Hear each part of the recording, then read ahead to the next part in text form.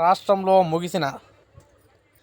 ధరణి దరఖాస్తుల special drive కొనసాగింపుపై వెలువడని అధికారిక ప్రకటన. ధరణి పెండింగ్ దరఖాస్తుల పరిష్కారానికి ప్రభుత్వం నిర్వహించిన స్పెషల్ డ్రైవ్ ముగిసింది. 9 రోజుల్లో 40% దరఖాస్తులు పరిష్కరించినట్లు సమాచారం. రాష్ట్రంలో పెండింగ్లో ఉన్న 2.46 లక్షల దరఖాస్తుల పరిష్కారానికి ఈ నెల 1 నుంచి 9వ తారీఖు వరకు రెవెన్యూ శాఖ ప్రత్యేక కార్యాచరణ అయితే రూపొందించింది.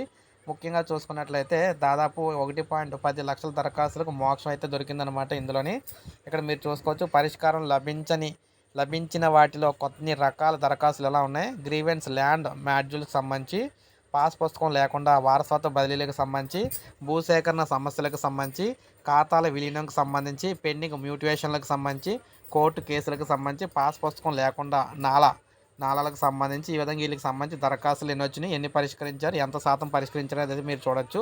సో అలా వీటికైతే పరిష్కారం అయితే లభించిందనమాట. సో ఇంకా టైం ఉంటే బాగుండు, ఇంకా మిగిలిన పరిష్కారం అవుతాయని చెప్పేసి అన్నారు, కానీ టైం అయితే లేదనమాట. సో ఇది మనకు లేటెస్ట్ అప్డేట్. ఇది తెలంగాణలోని రైతులకు సంబంధించి దాన్ని స్పెషల్ డ్రైవ్కి సంబంధించి ఒక లైక్ చేయండి, సబ్స్క్రైబ్ చేసుకోకపోతే మన ఛానల్ సబ్స్క్రైబ్ చేసుకొని ఫాలో